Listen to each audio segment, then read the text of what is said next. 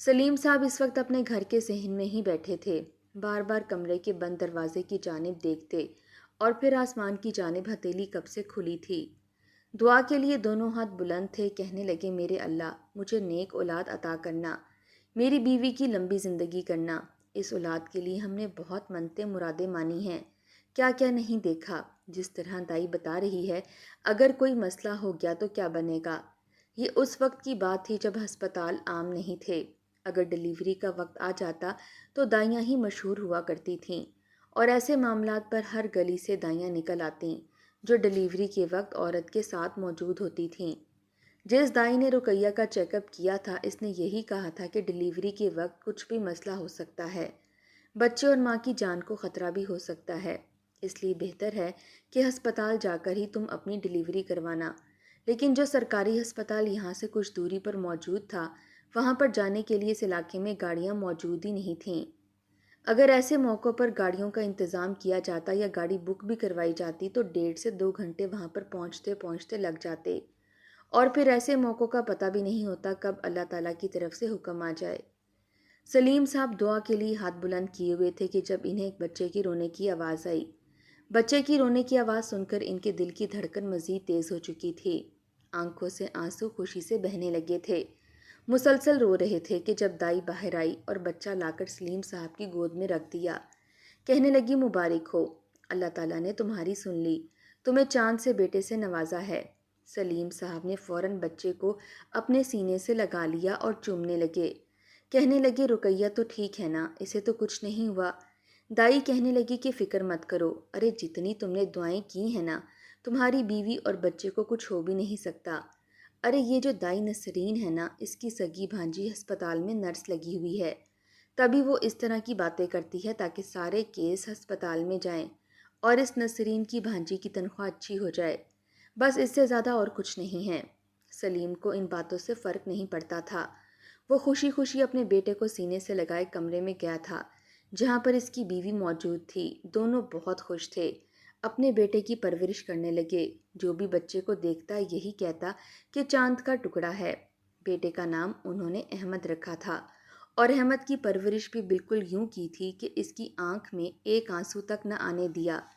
اگر کبھی احمد بیمار ہوتا تو ساری ساری رات دونوں میاں بیوی جاگ کر بیٹھے رہتے اور اس کا خیال رکھتے، اس کی ہر ضرورت کو پورا کرتے۔ وقت یوں ہی بڑھنے لگا۔ جب احمد 3 سال کا تھا تو ایک ایسا واقعہ پیش آیا جس نے رقیہ کی تو زندگی کو بدل کر رکھ دیا تھا۔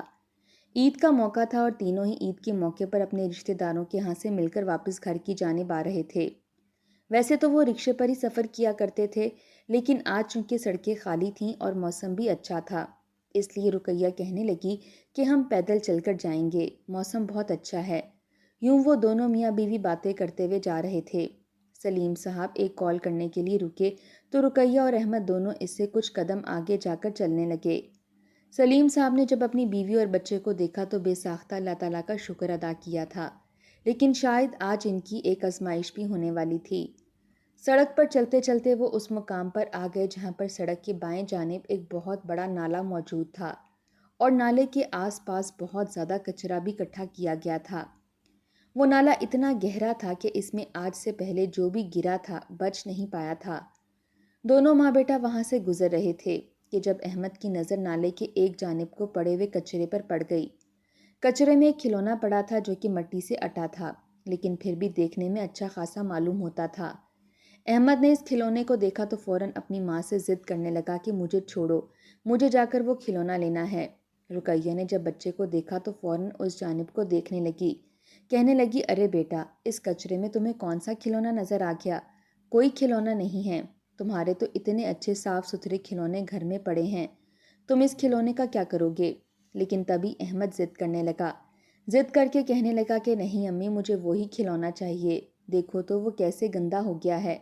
اتنا کہہ کر وہ اپنی ماں کا ہاتھ چھڑوا کر فوراً اس کچرے کی جانب بھاگا تھا جس کے ساتھ ہی نالا موجود تھا۔ جب احمد اس کچرے کی جانب بھاگ کر گیا تو عین اسی وقت اس کے ہاتھ میں وہ کھلونا آ چکا تھا، لیکن کھلونے کو ہاتھ لگاتے ہی اس کا پاؤں کچرے سے پھسل گیا۔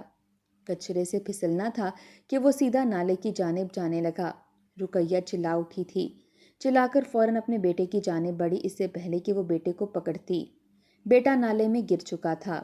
سلیم نے جب یہ منظر دیکھا تو وہ بھی گھبرا گیا، فوراً تیز تیز قدم اٹھا کر وہ بھاگ کر آگے آیا تھا، مگر اسے پہلے ہی رقیہ نے اس نالے میں چھلانگ لگا دی تھی، یہ جانتے ہوئے بھی کہ یہ نالا ایسا ہے جس میں آج تک جو بھی گرا ہے وہ زندہ نہیں بچا۔ نالا اس قدر گندگی سے بھرا ہوا تھا اور اس قدر بدبودار تھا کہ وہاں سے گزرتے ہوئے ہی انہیں اپنی سانس اکھڑتی ہوئی محسوس ہو رہی تھی، لیکن وہ بے بس تھے کیونکہ اس راستے کے علاوہ یہاں پر اور کوئی راستہ موجود بھی نہیں تھا۔ سلیم کو تو حیرت ہوئی تھی کہ رقیہ بغیر ادھر ادھر دیکھے کیسے نالے میں کود گئی تھی، صرف اور صرف اپنے بچے کو بچانے کے لیے، کیونکہ اس نے نہ ہی سلیم صاحب کو آواز دی تھی اور نہ ہی لوگوں کو اکٹھا کیا تھا۔ جیسے ہی سلیم صاحب آگے بڑھے تو نالے میں ان کی بیوی پانی کے اس بہاؤ کی جانب جا رہی تھی جہاں پر بہہ کر ان کا بچہ گیا تھا۔ تیز تیز قدم بڑھاتی کچرے کو ایک جانب کرتی گندے پانی میں چلتی ہوئی بالآخر رقیہ وہاں پر پہنچ گئی اور فوراً اپنے بچے کو وہاں سے تھام لیا اور بچے کو سینے سے لگا لیا۔ دونوں ہی پانی کے بہاؤ پر بہے جا رہے تھے۔ جب سلیم صاحب نے یہ دیکھا تو وہ بھی پانی میں کود چکے تھے۔ لوگوں نے جب ان کا شور سنا تو وہاں پر آس پاس لوگ اکٹھے ہو گئے اور سب نے مل کر جیسے تیسے ان تینوں کو نالے سے نکالا تھا۔ لوگ رقیہ کی بہادری پر اس کی تعریف کر رہے تھے، جبکہ تینوں سب سے پہلے تو گھر گئے تھے، بچے کو نہلایا دھلایا تھا، خود بھی غسل کیا، بار بار اپنے بچے کو دیکھ رہے تھے۔ بچہ کہیں سے زخمی تو نہیں تھا، لیکن خدا کا شکر تھا کہ بچے کو کوئی چوٹ نہیں آئی تھی، وہ ٹھیک تھا۔ ہاں البتہ اس نالے میں گرنے کی وجہ سے کافی سہما ہوا دکھائی دیتا تھا۔ رقیہ اپنے بچے کو بار بار چوم رہی تھی، جبکہ سلیم صاحب کی نظر اپنی بیوی کے بازو پر گئی۔ انہوں نے جب اپنی بیوی کے بازو سے کپڑا ہٹا کر دیکھا تو ماتھے پر بل آ چکے تھے، کیونکہ رقیہ کے بازو پر چھوٹا سا زخم ہو چکا تھا جس سے ہلکا ہلکا خون رس رہا تھا، شاید کچرے میں کوئی ایسی چیز اسے لگ چکی تھی۔ سلیم صاحب اپنی بیوی سے کہنے لگے کہ چلو ڈاکٹر کے پاس چلیں، تمہیں زخم ہوا ہے، پٹی کروا لاتے ہیں، لیکن رقیہ ہنسنے لگی، کہنے لگی کہ سلیم صاحب آپ بھی نہ کیا پاگل ہو گئے ہیں، اور یہ چھوٹا سا زخم ہے، اس زخم سے کیا ہوتا ہے، بس تھوڑا بہت گھی لگاؤں گی یا ویزلین لگاؤں گی تو زخم ٹھیک ہو جائے گا، بھلا اتنے سے زخموں کی کہاں پٹیاں ہوا کرتی ہیں۔ سلیم صاحب اپنی بیوی کو سمجھاتے رہے کہ ارے وہ نالا گندے پانی کا نالا تھا، سینکڑوں کی تعداد میں اس میں جراثیم ہوتے ہیں، کچھ بھی ہو سکتا ہے، مگر یہ بات انہوں نے سنی ہی نہ تھی، کہنے لگیں کہ کچھ نہیں ہوتا، مجھے میرا بچہ مل گیا ہے، بس میرے لیے یہی کافی ہے، مگر اس زخم پر دھیان نہ دینے کی وجہ سے وہ زخم دھیرے دھیرے بگڑنے لگا تھا، پہلے جو تھوڑا بہت تھا پھر پھیلنے لگا اور اس قدر پھیل گیا کہ اب رقیہ کا بازو دکھنے لگا تھا۔ بیٹا اسکول جانے کی عمر کو پہنچ چکا تھا، وہ کتنی ہی پٹیاں کروا چکی تھیں، مگر ڈاکٹر کا کہنا تھا کہ اس میں جان لیوا جراثیم پیدا ہو چکے ہیں، ہم کوشش کرتے ہیں کہ یہ بازو ایسے ہی ٹھیک ہو جائے، ورنہ مجبوراً اس وائرس کو پورے جسم میں پھیلنے سے روکنے کے لیے ہمیں آپ کے بازو کو کاٹنا پڑے گا۔ جب یہ بات رقیہ نے سنی تو وہ رونے لگی تھی، وہ اس وقت کو پچھتانے لگی جب اس نے آ کر انجیکشن نہیں لگوائے اور یہ زہریلے جراثیم اس کے جسم میں پھیلنے لگے، ہر وقت بخار میں مبتلا رہنے لگی تھی، کچھ بھی کام کرتی تو چکر سے آ جاتے تھے۔ وہیں بیٹا بھی بڑا ہو رہا تھا، پڑھائی کے الگ خرچے تھے، دن رات سلیم صاحب محنت کرنے لگے، بیٹا بھی اپنے ماں باپ کی قربانیوں کو جانتا تھا، اس لیے ان کے ساتھ مخلص تھا، لیکن تب تک جب تک اس کی شادی نہیں ہوئی تھی۔ جب وقت دھیرے دھیرے آگے گزرا اور احمد پڑھ لکھ کر اچھی نوکری کرنے لگا تو گھر کے حالات اچھے ہو چکے تھے، رقیہ بھی بہت خوش تھی اور سلیم صاحب بھی، لیکن جو مسئلہ تھا وہ یہ تھا کہ سلیم صاحب تو صحت کے معاملے میں بالکل ٹھیک تھے، جبکہ رقیہ کا بازو دن بدن سوکھتا چلا جا رہا تھا، اس کے باقی جسم کے مقابلے میں اور دوسرے بازو کے مقابلے میں متاثرہ بازو سوکھ چکا تھا، ایسے لگتا تھا جیسے بازو میں جان ہی نہ ہو، جبکہ وہ زخم جوں کا توں ہی موجود تھا۔ ڈاکٹرز کا کہنا تھا کہ یہ تو ناسور بن چکا ہے، جو کہ بڑھتا چلا جا رہا ہے، بہتر ہے کہ آپ وقت پر اس بازو کو کٹوا دیں تاکہ مزید پیچیدگیوں سے بچ سکیں، اگر خدا نخواستہ آپ کے پورے وجود میں جراثیم پھیل گئے تو آپ کے لیے اچھا نہیں ہوگا۔ مگر ہر بار رقیہ یہی کہتی کہ ایک مرتبہ میں اپنے بیٹے کی شادی کر لوں اور بیٹے کو اپنے گھر کا کر دوں، تب تک میں ایسا کچھ بھی نہیں کروں گی، ارے اگر میرا بازو کو کچھ ہو گیا تو میں گھر کے کام کاج کیسے کر سکوں گی۔ احمد کے لیے ایک اچھا رشتہ دیکھ کر اس کی شادی کر دی گئی تھی۔ شادی کے بعد گھر کے اوپر والے پورشن میں احمد اور اس کی بیوی مریم کو شفٹ کر دیا گیا تھا۔ گھر کے دو ہی پورشن تھے، نچلا حصہ دونوں میاں بیوی کا تھا اور اوپر والا حصہ بہو بیٹے کا۔ شروع میں تو نچلے پورشن میں ہی سلیم صاحب نے اپنے بچے کو رکھا تھا، جو کمرہ احمد کا تھا۔ اس میں ہی دونوں میاں بیوی رہنے لگے تھے، لیکن دھیرے دھیرے ایسی وجوہات بننے لگیں کہ بہو کو بہت سے مسئلے مسائل اٹھنے لگے۔ مریم اکثر کام کاج نہ کرتی، سارے کام رقیہ کو اکیلے ہی کرنے پڑتے۔ اب تو رقیہ کی طبیعت بھی ٹھیک نہیں رہتی تھی، اگر مریم سے کوئی کام کہہ دیتی تو وہ 100 نخرے دکھاتی اور کام بھی پھر ایسا کر کے دیتی کہ دوبارہ رقیہ کو خود ہی کرنا پڑتا تھا۔ کئی روز سے رقیہ ڈاکٹر کے پاس بھی نہیں جا پائی تھی، اس کا زخم پہلے سے بھی زیادہ پھیل چکا تھا، ہر وقت اس سے خون رستا رہتا، لیکن رقیہ ڈاکٹر کے پاس نہ جاتی کیونکہ گھر کے کاموں سے فرصت ہی نہ مل پاتی۔ یہ دیکھ کر مریم اپنے شوہر سے کہنے لگی کہ میں تو ان مریضوں کے ساتھ نہیں رہ سکتی۔ ارے آپ نے اپنی ماں کو دیکھا ہے، ایک تو میں ویسے ہی بہت زیادہ حساس ہوں، اوپر سے ان کا زخم دیکھ کر میرا جی متلانے لگتا ہے۔ پہلے تو احمد نے اس کی بات پر اسے ٹوک دیا تھا، لیکن جب اسے پتہ چلا کہ اس کی بیوی ماں بننے والی ہے تو بہت خوش ہوا۔ رقیہ اور سلیم صاحب بھی بہت خوش تھے، لیکن پھر بہو نے ضد پکڑ لی کہ اس کی اپنی کوئی پرائیویسی ہی نہیں ہے اور وہ نہ اپنی مرضی سے کچھ کھا پی سکتی ہے نہ کچھ کر سکتی ہے، اس لیے وہ اپنے الگ پورشن میں شفٹ ہو گئی اور اپنا الگ پکائے گی۔ وہ بیماروں والا کھانا نہیں پکا سکتی اور نہ ہی دو دو ہنڈیاں بنانا اس کے بس کی بات ہے۔ جب سلیم اور رقیہ نے یہ سنا تو کافی دکھی ہوئے تھے، لیکن پھر جب انہوں نے دیکھا کہ ان کا بیٹا بھی یہی چاہتا ہے تو وہ خاموش ہو چکے تھے۔ کہنے لگے کہ ٹھیک ہے بیٹا، تم لوگ الگ ہو جاؤ۔ انہی دنوں ڈاکٹروں نے بھی یہ کہہ دیا کہ اگر بر وقت رقیہ کا بازو نہ کاٹا گیا تو ان کی جان بھی جا سکتی ہے۔ یہاں بیٹا اپنا سامان اٹھا کر الگ پورشن میں شفٹ ہو رہا تھا اور اپنی بیوی کے ساتھ خوش تھا، وہیں دوسری جانب دونوں بوڑھے ماں باپ ہسپتال کے چکر کاٹ رہے تھے۔ ایک مرتبہ بھی اپنی ماں کو دیکھنے کے لیے احمد ہسپتال نہیں آیا تھا، بس ایک دو مرتبہ کال کر کے ہی پوچھا تھا کہ آپ گھر کب آئیں گے، فلاں کمرے کی چابی کدھر ہے، امی کو ہوش آتا ہے تو پوچھ کر بتائیں کہ اس کمرے کے پردے کہاں پر رکھے ہوئے ہیں۔ بس یہی باتیں تھیں جو احمد نے کی تھیں۔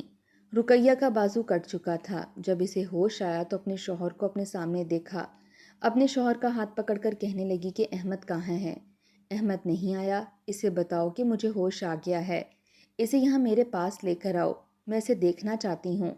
مگر بہانے سے سلیم صاحب یہی کہنے لگے کہ ارے وہ تو تمہارے لیے کھانا لینے گیا ہے، گھر سے ابھی آتا ہے تو تم سے مل لیتا ہے، لیکن احمد صرف اپنی ماں کو گھر لینے کے لیے آیا تھا، سرسری سا سلام دعا کیا تھا، کچھ گھڑی بیٹھا تھا، پھر اپنے پورشن میں چلا گیا تھا۔ دونوں بوڑھے ماں باپ یہ سوچ رہے تھے کہ ہو سکتا ہے اوپر والے پورشن سے بہو کھانا بنا کر نیچے بھیج دے، ابھی تو رقیہ بہت بیمار ہے، ایک دم سے کام کاج نہیں کر سکے گی۔ لیکن بجائے ایسا کرنے کے رات کے 10 بج چکے تھے، لیکن ابھی تک نام و نشان نہیں تھا۔ آخر کو سلیم صاحب نے خود ہی اپنے ہاتھوں سے اپنے لیے اور اپنی بیوی کے لیے جیسے تیسے تھوڑا بہت کھانا بنایا اور اپنی بیوی کو بنا کر دیا تاکہ کم از کم کھانا تو کھا سکیں۔ اس بات کی بھی شکایت انہوں نے بہو اور بیٹے سے نہیں کی تھی تاکہ ان کی ان باتوں کی وجہ سے ان دونوں کے تعلقات پر کسی طرح کا اثر نہ پڑ سکے۔ بہو برائے نام ہی نیچے آتی، کچھ گھڑی بیٹھتی اور پھر اوپر چلی جاتی۔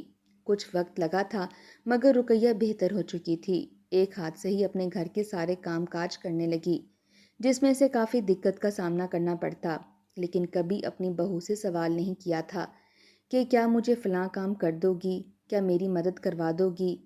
1 ڈیڑھ سال تک تو بیٹا اپنے ماں باپ کے ساتھ اچھا رویہ رکھتا رہا، لیکن دھیرے دھیرے احمد نے بھی بدلنا شروع کر دیا۔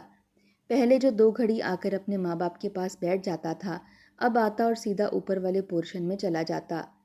اللہ تعالیٰ نے اسے بیٹے سے نوازا تھا، اس لیے اپنی بیوی اور بیٹے کے خوب ناز نخرے اٹھا رہا تھا۔ اپنے بیٹے کو تو بھول کر بھی اپنے ماں باپ کے ہاتھ میں زیادہ دیر نہ رہنے دیتا کہ کہیں اسے بیماریاں نہ لگ جائیں۔ چند ماہ بعد پوتے نے بھی نیچے آنا بند کر دیا، نہ ہی اسے کوئی اٹھا کر نیچے دادا دادی کے پاس چھوڑ کر جاتا۔ دونوں بوڑھے ماں باپ اپنے بیٹے کو دور سے ہی دیکھ کر خوش ہو جایا کرتے۔ صبح صبح فجر کی نماز ادا کر کے دونوں صحن میں چارپائی رکھ کر بیٹھ جاتے۔ صبح جب بیٹا جاتا تو سلام دعا کر کے چلا جاتا، پھر جب شام کو مغرب کی نماز ادا کرتے تو صحن میں ہی رہتے۔ اکثر جب تسبیح پڑھ رہے ہوتے تو بیٹا گھر میں داخل ہوتا، دونوں میاں بیوی اپنے بچے کو دیکھ کر مسکرا اٹھتے اور ڈھیروں دعائیں دیتے۔ لیکن بیٹا تھا کہ بدل چکا تھا، اسے اپنی اولاد اور بیوی کے آگے کچھ دکھائی نہیں دیتا تھا۔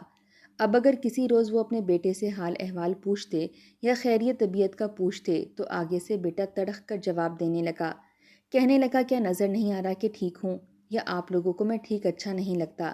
ارے جب ٹھیک ہوں، صحت مند ہوں، ہٹا کٹا ہوں، تبھی تو روز نوکری کے لیے یہاں سے گزر کر جاتا ہوں۔ آپ لوگوں کو دکھائی نہیں دیتا کہ میں بالکل ٹھیک ہوں؟ پھر بھی جب دیکھو یہی سوال کر رہے ہوتے ہو۔ شاید آپ لوگ چاہتے ہی نہیں ہوں کہ میں ٹھیک رہوں۔ آئندہ کے بعد خبردار جو مجھ سے یہ پوچھا گیا کہ میں کیسا ہوں۔ دونوں ماں باپ خاموش ہو چکے تھے۔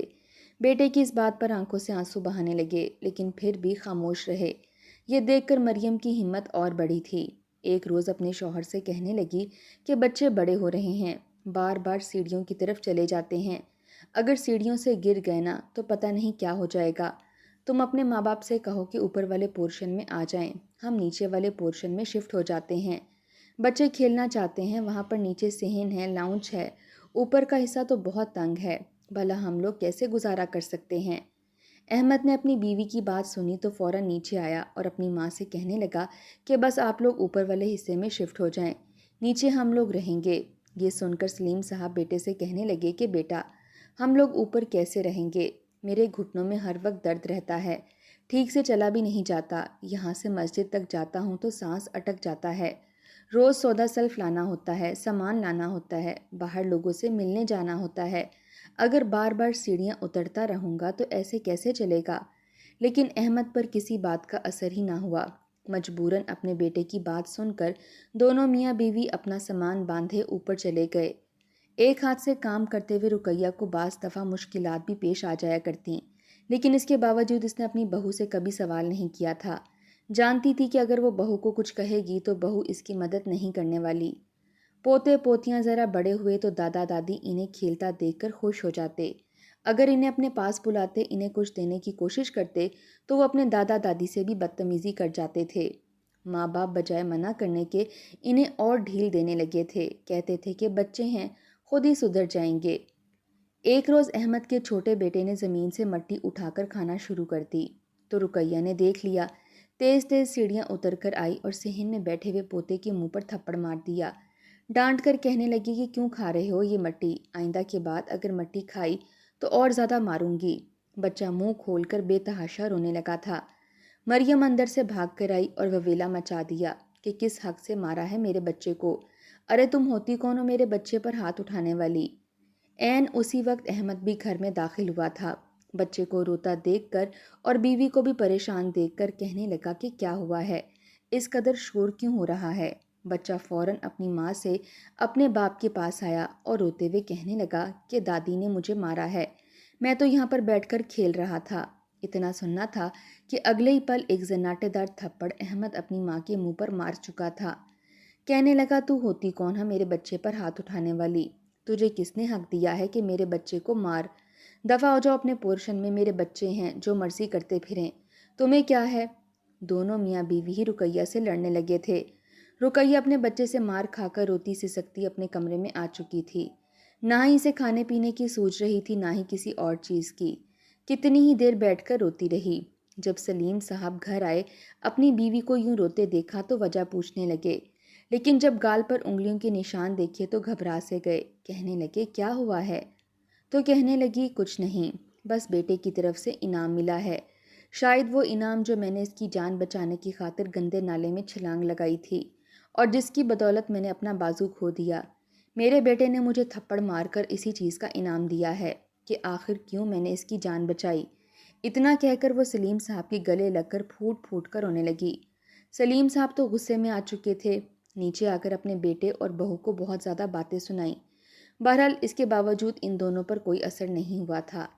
احمد کے بچے جوان ہونے لگے تو مریم نے ایک مرتبہ پھر یہی بات کہہ دی کہ بچے بڑے ہو رہے ہیں، الگ الگ کمرے چاہیے، پڑھنا چاہتے ہیں، تمہارے ماں باپ اوپر والا پورشن ویسے بھی صاف نہیں رکھ سکتے، تمہاری ماں ویسے بھی ایک بازو سے فارغ ہے، پورا گھر کچرا دان بنا ہوا ہے، میں تو ان کو پالنے سے رہی، نہ ہی میرے ساتھ رہنا چاہتے ہیں، اس لیے بہتر ہے کہ تم انہیں لے جا کر کسی ادارے میں چھوڑ آؤ، اب مزید میں ان دونوں کو اس گھر میں برداشت نہیں کر سکتی۔ احمد نے یہ سنا تو ہاں میں ہاں ملا دی، کہنے لگا کہ یہی بہتر رہے گا۔ اتنا کہہ کر اس نے اپنے ماں باپ کو بلایا اور ملازمہ سے کہلوا کر ان کا سارا سامان نیچے اتروا لیا۔ دونوں بوڑھے ماں باپ اب تو کمر جھکا کر چل رہے تھے۔ کہنے لگے، بیٹا کیا ہوا؟ احمد کچھ نہیں بولا تھا، صرف اتنا کہا تھا کہ کچھ نہیں، بس اس عمر میں آپ کو جہاں پر ہونا چاہیے وہیں پر چھوڑنے جا رہا ہوں۔ وہاں پر آپ کا بہت خیال رکھا جائے گا، وقت پر کھانا پینا دیا جائے گا، آپ جیسے بہت لوگ وہاں ہوں گے، آپ لوگوں کا وقت گزر جائے گا، یہی آپ دونوں کے لیے بہتر ہے۔